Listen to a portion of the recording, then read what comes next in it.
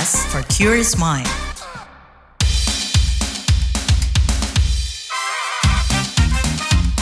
What's Trending KBR Pagi, siaran pagi radio paling update. Halo semua, ketemu lagi di What's Trending bareng saya, Nafisa Deana. Demi arus balik yang aman dan lancar, itu yang bakal kita obrolin. Libur lebaran dan cuti bersama telah usai, saatnya kembali ke realita. Sekarang giliran para pemudik bergegas melakukan perjalanan dan mesti siap menghadapi arus balik yang puncaknya diperkirakan mulai kemarin sampai hari ini. Jasa Marga memprediksi jumlah kendaraan di 4 gerbang tol utama pada hari ini mencapai 296.000 kendaraan. Kepala Biro Penerangan Masyarakat Humas Polri Truno Yudo Wisnu Andiko mengimbau kepada masyarakat agar terus update informasi mengenai arus balik dari kepolisian. Masyarakat yang melakukan perjalanan arus balik disarankan untuk istirahat setelah mengemudi 4 jam. Masyarakat dapat istirahat di rest area jalur tol atau keluar pada jalur arteri yang telah disediakan. Selain itu, masyarakat diimbau untuk memastikan kesehatan fisik tubuh dan kendaraan dalam kondisi baik. Dan imbauan ini nggak main-main ya kalau kita berkaca pada arus mudik kemarin yang masih mencatatkan angka kecelakaan yang tinggi.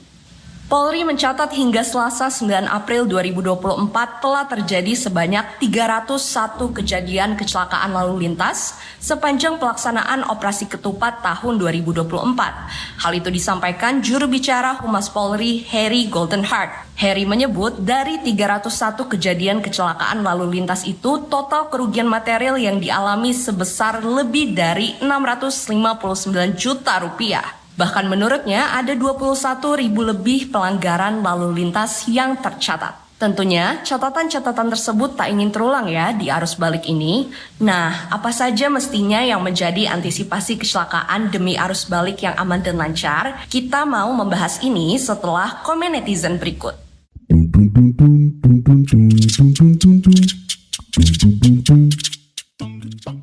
Yang pertama komentar dari @yxx. Selamat menikmati arus balik untuk teman-teman yang mudik. Jangan lupa buang air kecil sebelum mulai perjalanan, karena nahan BAK lebih bahaya dari nahan perasaan. Lanjut @kxx. Alhamdulillah arus balik mudik dari Pulau Sumatera ke Pulau Jawa masih sepi. Gak salah pilih hari untuk balik ke Jakarta. @lilxx. Kemarin pulang Jumat malam untuk menghindari macet, tapi tetap kena juga. Ya walaupun gak sepadat itu kayaknya. Hehehehe. @isxx. Sejak kilometer 470 dan udah 10 kilometer lebih macet betul. Ini baru arus balik mudik. Lanjut @edoxx. Mudik balik lewat tol. Rugi dong. @sohxx. Orang-orang udah pada arus balik, kita baru mau mudik. Ada yang samaan? @umbixx. Apresiasi dan terima kasih bagi seluruh ASN, TNI dan Polri yang oleh karena tugas dan tanggung jawabnya harus tetap berdinas di masa libur lebaran tahun 2024 ini guna memastikan perjalanan arus mudik dan arus balik masyarakat berjalan lancar. Yang terakhir @pagexx. Jangan dulu upload story atau status arus balik ya. Siapa tahu bisa dapat bonus WFH 2 hari bagi yang belum balik mudik.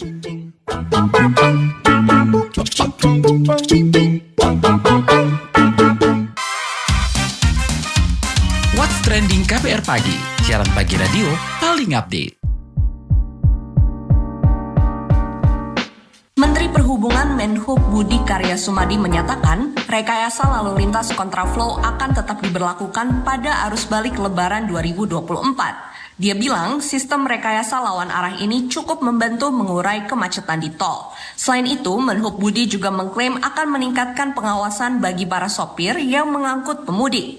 Budi mengatakan hal itu untuk meminimalisir angka kecelakaan pada saat arus balik.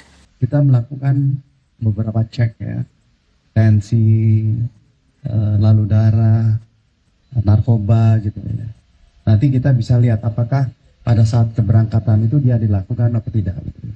Tapi semua ini dalam rangka melakukan evaluasi Sementara itu, Kakor Lantas Polri Aan Suhanan mengimbau agar pemudik tetap mengendalikan kecepatan dan tidak larut dalam euforia ketika arus lancar sehingga langsung mempercepat laju kendaraan. Aan mengungkap skema rekayasa lalu lintas one way pada tol Trans Jawa diterapkan mulai Sabtu 13 April pukul 15 waktu Indonesia Barat hingga Minggu 14 April pukul 24 waktu Indonesia Barat dengan catatan jika arus lalu lintas mengalami penurunan maka rekayasa lalu lintas bisa ditutup lebih awal. Dari Sumatera Selatan, kemudian dari Merak nanti ke arah Jakarta, ini cukup lancar, artinya para pemudik yang baru pulang dari kampung tetap untuk menjaga staminanya. Jangan euforia, turun dari Merak lancar, langsung ngebut. Ini tetap kendalikan kecepatan ya, sehingga keselamatan ini menjadi hal yang utama bisa sampai ke tempat tujuan.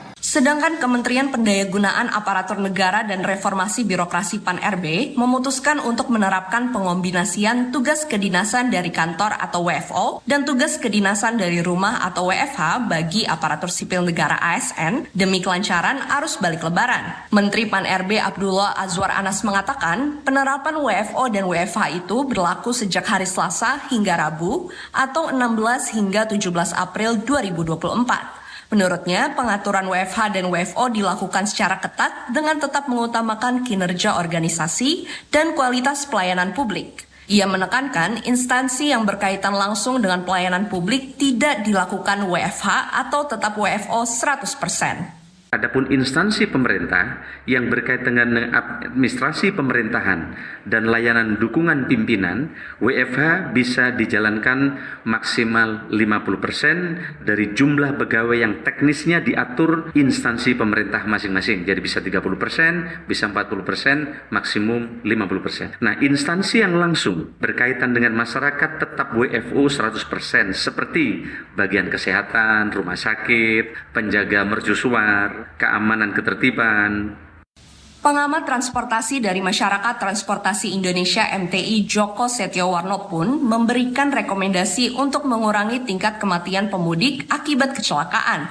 Menurutnya, ke depan harus ada kewajiban pemakaian seatbelt atau sabuk pengaman untuk seluruh penumpang kendaraan dengan perjalanan jarak jauh. Kata dia, ini sebagai antisipasi fatalitas kecelakaan yang disebabkan oleh pengemudi yang kelelahan dan mengantuk atau microsleep.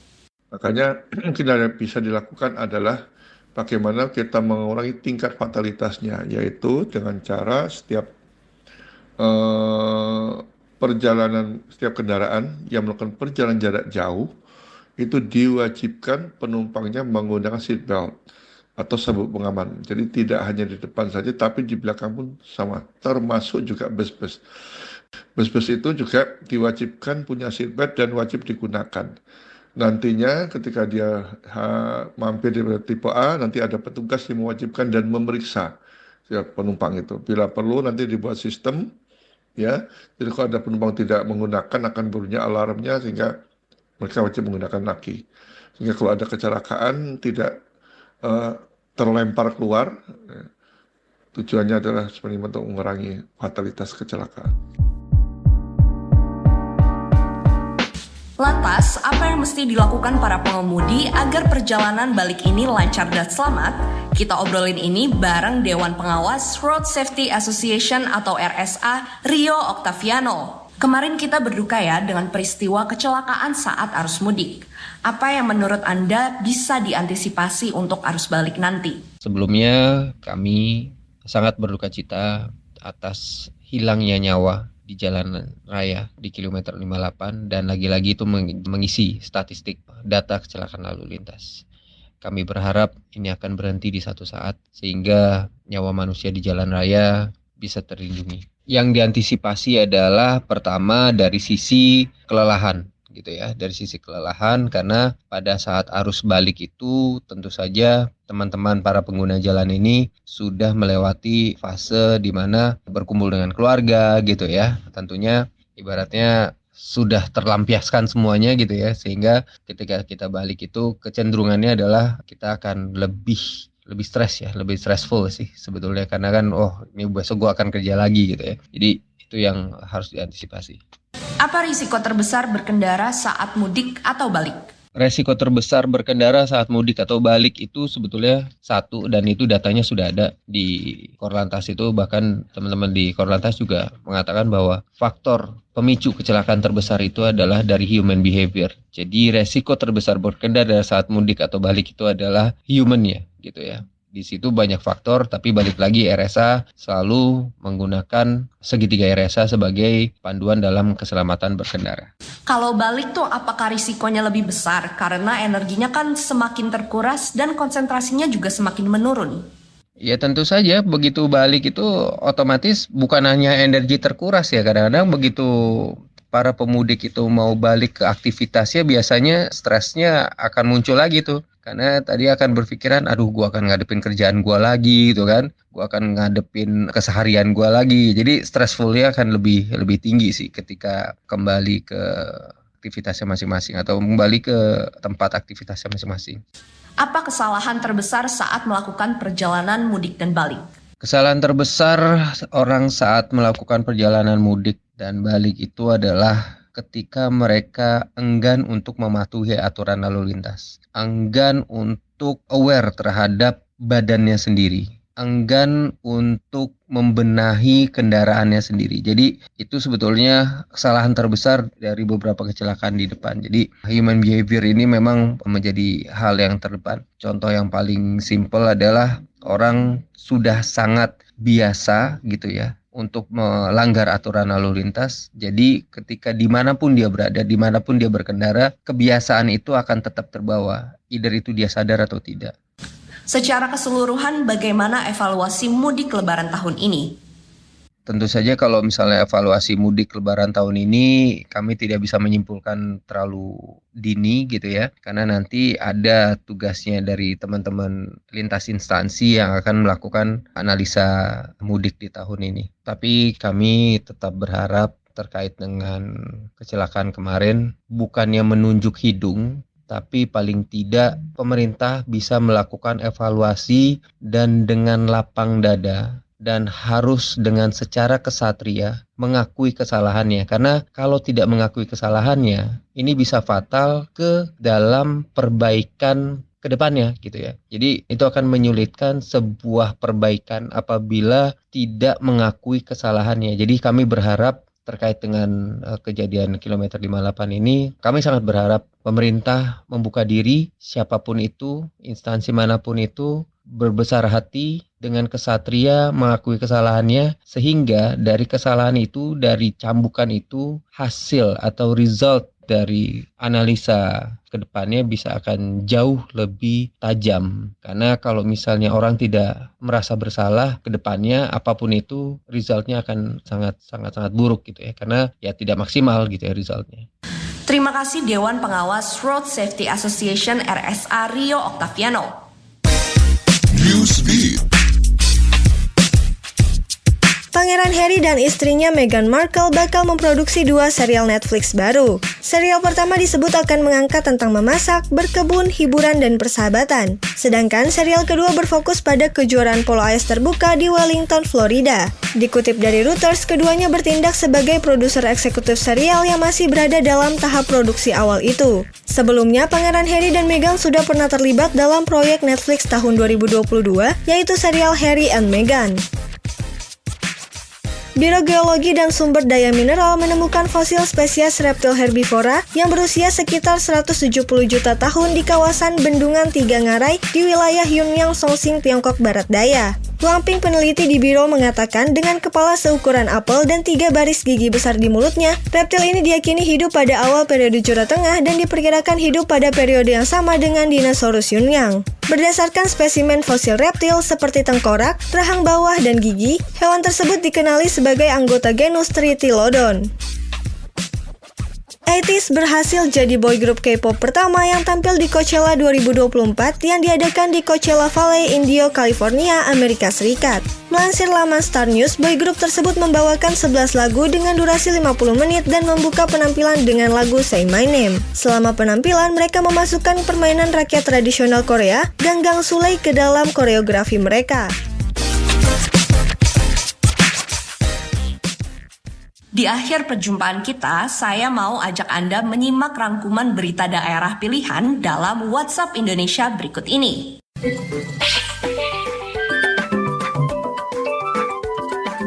WhatsApp Indonesia. WhatsApp Indonesia dimulai dari Jakarta. Car Free Day atau CFD di wilayah Jakarta kemarin ditiadakan. Menurut cuitan di akun X TMC Polda Metro Jaya, kegiatan yang biasa diadakan setiap hari Minggu itu diliburkan karena masih cuti bersama Lebaran. Adapun beberapa warga dari luar daerah Jakarta terpantau masih memadati Bundaran HI Jakarta Pusat. CFD di wilayah Jakarta biasanya diadakan di berbagai titik, mulai dari Jalan Jenderal Sudirman sampai Jalan MH Tamrin hingga Jalan Pemuda Jakarta Timur. Beralih ke soal wisata. Kunjungan wisatawan ke Pantai Anyer mencapai 85.000 orang hingga H+2 Lebaran. Angka ini disampaikan oleh Dinas Kepemudaan Olahraga dan Pariwisata atau Dispora Park Kabupaten Serang, Banten. Ia mengatakan jumlah kunjungan wisatawan terhitung dari tanggal 11 hingga 12 April secara keseluruhannya mencapai 85.050 wisatawan. Sedangkan pada 12 April 2024, okupansi dan hunian hotel sebanyak 1.289 dengan okupansi rata-rata 85% dengan wisatawan sebanyak 37.560 jiwa dan rumah makan 1.990 pengunjung. Kita ke berita ekonomi. Kamar Dagang dan Industri Indonesia Kadin mengungkap belanja masyarakat mengalami kenaikan signifikan selama Ramadan dan Idul Fitri 2024. Ketua Umum Kadin DKI Jakarta Diana Dewi mengatakan biaya konsumsi masyarakat naik mencapai 10 hingga 15% dari hari biasanya. Hal ini juga diprediksi mendorong perputaran ekonomi sebesar 5,1 sampai 5,2%. Pada saat Lebaran, pihaknya memprediksi perputaran uang mencapai 157,3 triliun. Menurutnya, Ramadan dan Lebaran 2024 ini memiliki dampak besar bagi perputaran ekonomi secara nasional. Diana Dewi mengatakan belanja masyarakat yang meningkat itu didukung dengan banyaknya pihak yang melakukan aksi sosial berupa buka bersama dengan berbagai penjualan sembako murah.